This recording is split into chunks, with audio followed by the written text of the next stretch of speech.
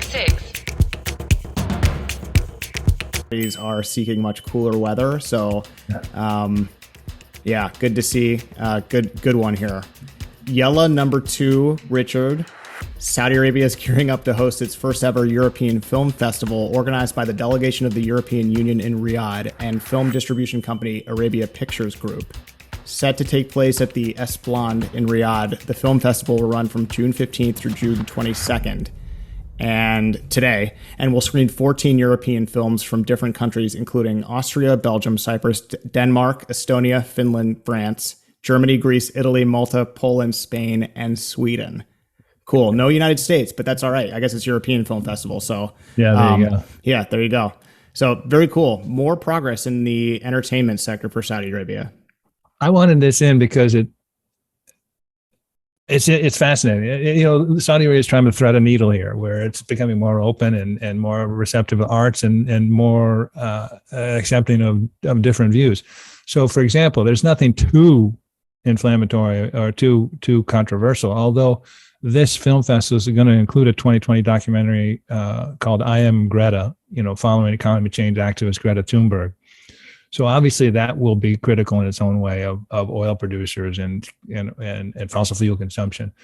So it's there, but so they're trying to access this. I also want to bring up something in Tom Friedman's piece today, and he was talking about the International Film Festival in Jeddah in December, and he was talking about a film called "You Resemble Me," which is about the Islamization and radicalization of a young French Moroccan woman who died in November 2015 terrorist attacks in Paris. And obviously this is a fraught topic too in Saudi Arabia, because they've been accused of supporting or somehow endorsing or creating an environment where radicalization of youth is overlooked. But the thing that's interesting and that Friedman points out is that this film, which was aired at the International Film Festival in Jeddah, was banned in Egypt. So these are things going on in this country when at the same time in the last year, Doctor Strange, The Eternals, West Side Story, and now Lightyear won't see screens in Saudi Arabia for depictions of relationships or lifestyles that aren't seen as acceptable in Saudi Arabia. It's not only Saudi Arabia, it's also other areas in the region. My point being is you've got to bring some nuance to this. Everyone's up in arms. Oh, you're not allowing these blockbuster films because of these reasons. And that's criticism that has credibility from the outside.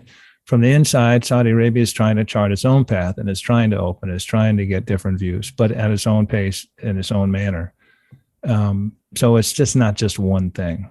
Yeah, one thing at a time. I mean, these films being shown in Saudi Arabia, our European films, creates a bit of a bridge and a window into European culture and society in Saudi Arabia. I mean, I know Saudis are very well traveled, and to Europe, especially we were just talking about the heat in the summer, Saudis like to escape and travel around. I mean, they are well traveled, but not all Saudis are. And this is a good window into European society and life in Europe. But you don't just start by doing this and then have all very edgy, very offensive films. You slowly bring in films to Saudi Arabia. Don't forget that films were reintroduced in 2018, Richard, was it? So it's 2018, yeah. 4 years. Yeah. So give it a little time. Don't criticize what's obviously progress in the right direction, in my opinion. Right. So interesting.